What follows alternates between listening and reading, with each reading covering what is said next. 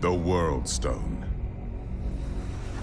It was the power of creation and the birth of our eternal conflict. From the high heavens to the burning hells, our desire to control that power poisoned its very nature. And so, I gave my life to destroy it.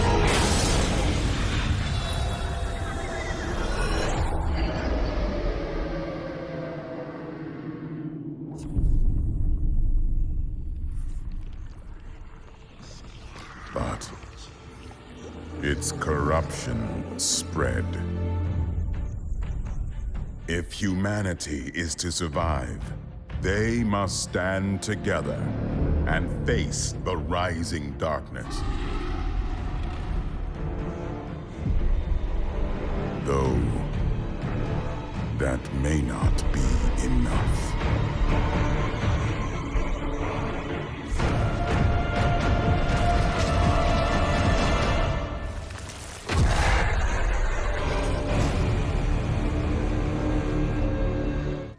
Hello, welcome back to my channel once again. Yes, it's finally here. Diablo Immortal has finally reached the closed beta phase. Sorry for the messed up upload schedule, but getting into the closed beta program is not easy at all. So, the Diablo Immortal game is a game made by Blizzard in collaboration with NetEase, one of the infamous mobile copycat game developer. And without further ado, let's jump right in.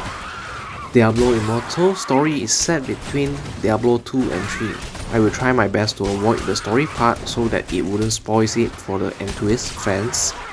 Like Diablo 3, there are 5 classes to choose from. We have Barbarian,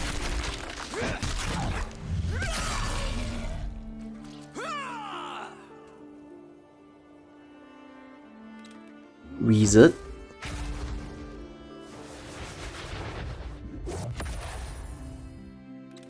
Demon Hunter,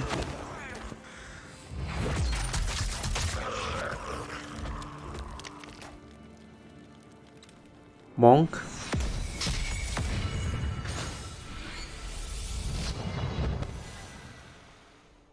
Crusader,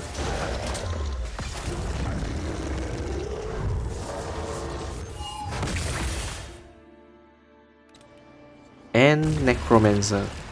Not only do each class have their own unique animation for the introduction, I noticed different genders gets a different introduction too.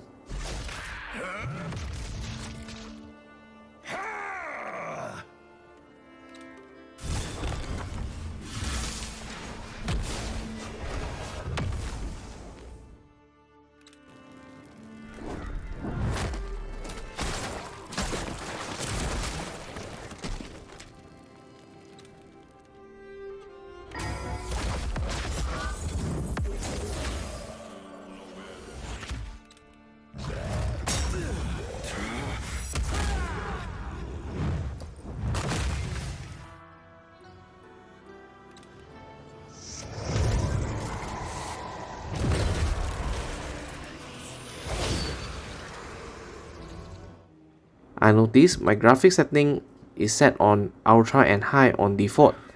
I would just stay with it while turning on high FPS. And I used to play Diablo 3 on my PlayStation 4. If I can live with 30 FPS, this shouldn't be a problem at all, since going to medium setting does makes the graphic looks rather pixelated. The default joystick control is definitely okay, but you guys know me by now. Given the option to play using a controller, of course I didn't hesitate at all to pair it with my DualShock 4, and it works flawlessly.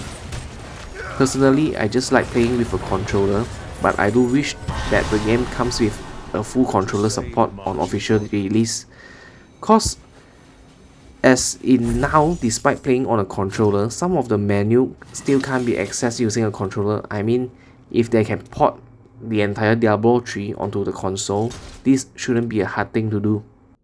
Unlike the old Diablo, the skills are automatically leveled up as the player level.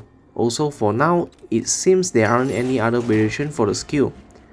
Other than that, I also ran into a bug where the skill 3 and 4 button, sometimes it appears and sometimes it doesn't. But this problem is gone after I had completed the tutorial. But again, this game is still in closed beta. Assume it will be fixed on the official release. Other than that, you guys would notice frequent disconnect due to high ping as there are download running in the background. I don't know why Blizzard thinks that it's a good idea to let players play while download is running in the background. Yes Blizzard, we heard you, we have a phone. But having the download runs in the background also caused the game to be both laggy and heating our device up. At the end of the day, this is not PC.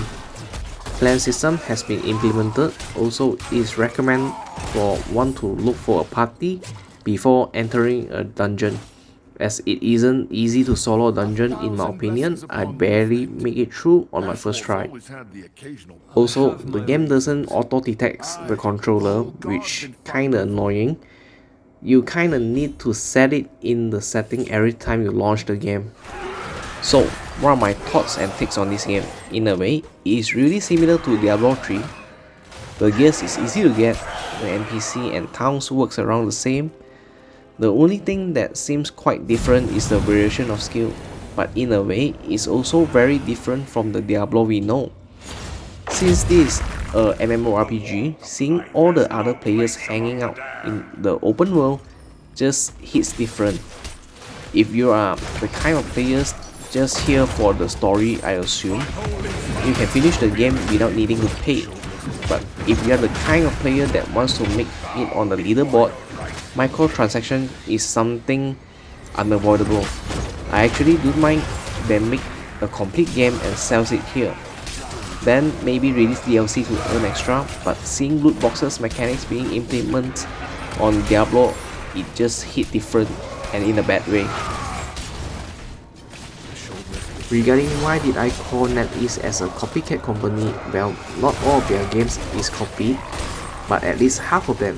They did make some good ones like Omnioji, but take a look at their Identity 5, Creative Destruction, or Rule of Survival.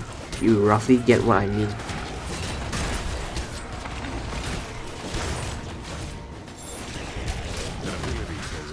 So that's it for me. Leave a like if you like this video and subscribe if you are new here. Let me know down in the comments what you guys think of it, and I will see you guys in the next one. Peace. I shall remember this trespass. How the living will suffer for your treachery.